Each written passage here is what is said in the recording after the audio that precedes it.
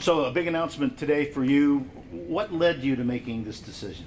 So I've been a mountaineer and a West Virginian my entire life. And after I got married 17 years ago and my wife moved home, we started a family.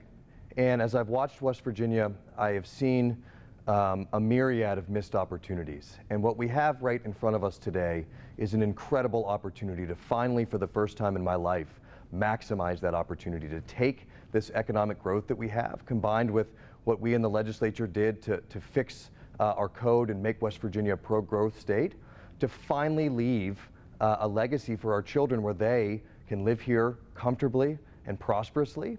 And more than that, to go and tell the rest of the world that this is the singular best place, if you are a conservative, to raise your family.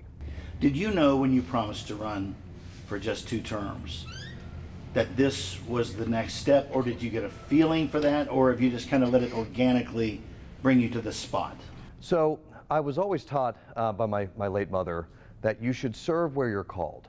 And I had always had a calling to try to reform government, to try to make government smaller, to try to make government smarter, and importantly, to try to get government closer to people. What we see in this day and age is that we have these political elites and we have a myriad of Washington bureaucrats who try to interject government between people, their families, their schools, and importantly, their livelihoods. And in the auditor's office, I was able, I believe, to bring pro-growth, small government, smart, intelligent, lean policies to make our government better, faster, and closer to people.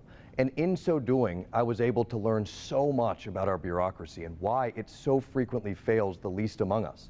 We spend so much time and so much money trying to build infrastructure, trying to help kids in foster care, trying to make our school system better. But what the data tells us is that we're failing at those 3 really, really important tasks.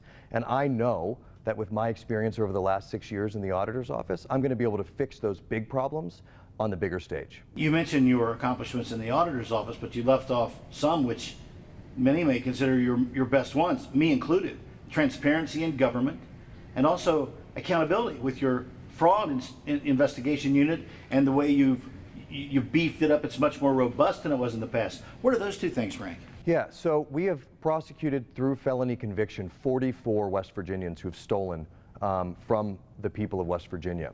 And what we see, and the reason why transparency is so important, and I love that you brought that up, is transparency is only important if it leads to accountability. Every single elected official in West Virginia puts their name on the line to work for the people of West Virginia. We are their employees. And accountability tells every single taxpayer that I'm going to show you what I did. If I made a promise, I'm going to tell you whether or not I kept it. And if I didn't, you're going to know the same information that I do about how that promise was kept. And I'll tell you right now, if you find a politician who didn't keep their promise, every single taxpayer deserves to know why, question that person, and if they want to, vote for the other person. The days when candidates make announcements for major offices, the focus is usually solely on them. So let me take it off of you immediately, even though this is your big day. This may be a crowded field. You have to think of that as you move in for logical chances of winning, strategies, etc. You don't need to talk about the other candidates that may or may not declare.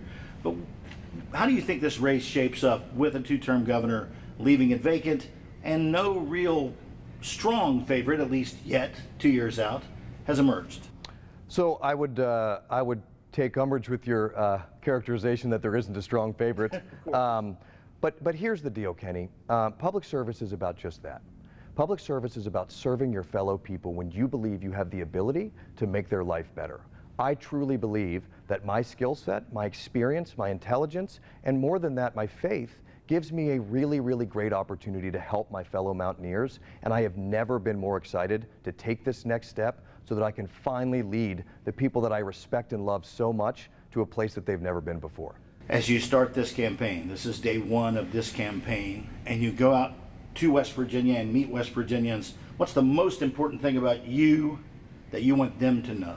The most important thing about me that I want them to know is that my job from 5 to 9 is more important than my job from 9 to 5. So when I get home and when I wake up, I'm with my 2 girls and I'm with my wife.